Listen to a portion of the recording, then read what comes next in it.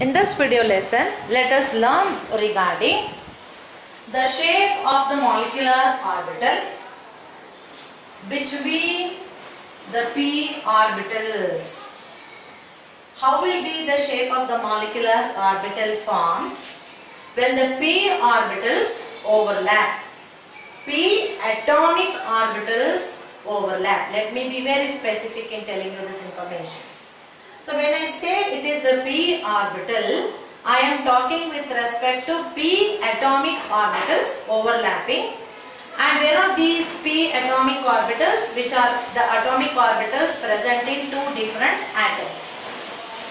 Now we know that p orbitals are dumbbell in shape. The shape of the p orbitals are dumbbell. And the orbitals of p are three types: px, py, pz respectively, which are on three coordinate axes. Of the three, a very important information to be remembered is that the pz atomic orbital is considered to be that atomic orbital which is on the nuclear axis. So therefore we call it as axial overlap. So very important discussion that we are going to do now in this video is about the axial overlap.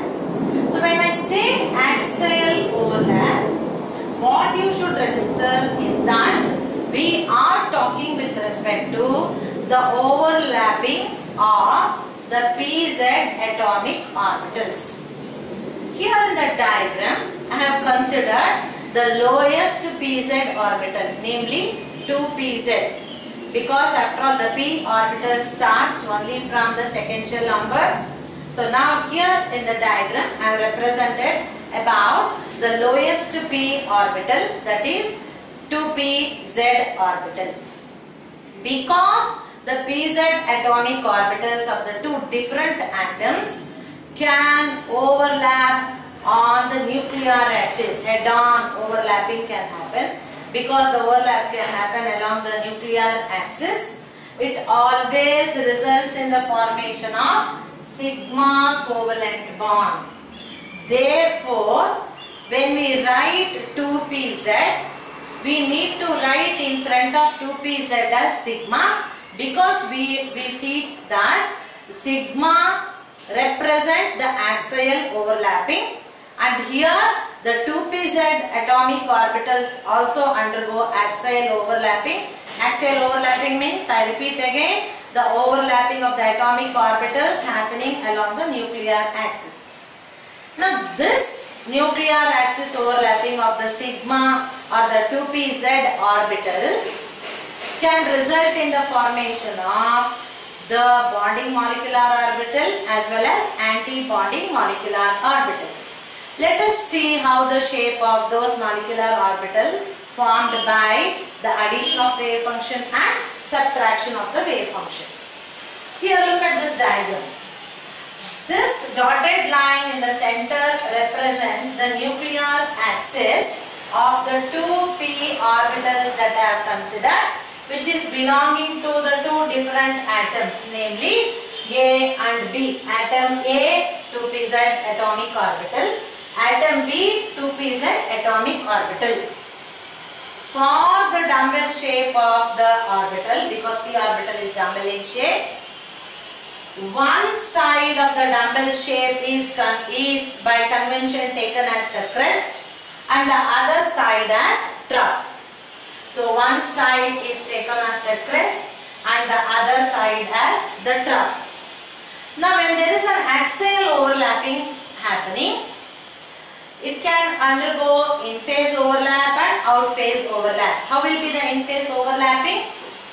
This will also be minus, let us say. So that means crest, the crest and crest will overlap. So then it becomes in-phase. Or else if this is a crest and here it is a trough. So if the trough and the crest overlap, then it becomes out of phase overlap. I repeat again. say supposing this is also trough, this is also trough, these two overlap. That means the trough and the trough overlap. Or else, say supposing if this is the crest and the trough overlaps, then it is going to result in the formation of subtraction of wave function than antibonding molecular orbital. So let us consider the first case. First case being the trough and the trough overlapping, the crest and the crest overlapping. So when that happens, there is addition of wave function psi A plus psi B. We know that psi A is the wave function of the atom A and psi B is the wave function of the atom B. How will be the molecular orbital form? This is the nuclear axis. The dotted line here represents the nuclear axis. And this is the region of the entire overlapping of the two crests. And this is the region of the nucleus. This is the nucleus of atom A. This is the nucleus of atom B. So now these two nuclei are there. Here we find the electron density to be more. Therefore, there is affinity between them. And you can see here it is indicated with a negative sign. This indicates the trough of the molecular orbital thus obtained. So the resulting molecular orbital will be bonding molecular orbital, which we represent it as sigma 2pz. Now let us take up another case. What is the other case? When there is out of phase overlapping, the crest overlapping with the trough. So now what happens? Their combination occurs by subtraction of wave function psi A minus psi B. The resulting molecular orbital will have a shape like this, and of which one side, this is the crest and this is the trough. Sorry, this is the crest, positive sign is the crest and this is the trough of the B, and this is the crest and the trough of the A, and here we find the presence of the nuclei.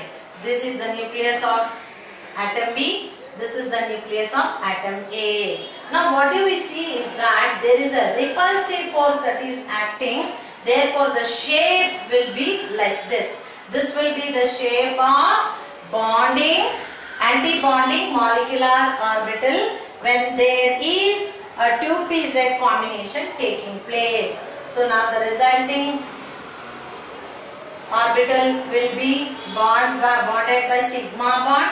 So axial overlapping, and it is asterisk because we are talking with respect to anti-bonding molecular orbital, and it is the 2pz energy level orbital which is forming this. So therefore, when there is in phase overlapping, the shape of the sigma 2pz orbital will be like this. When there is out of phase overlapping happening, the sigma asterisk 2pz orbital formed will be in the shape.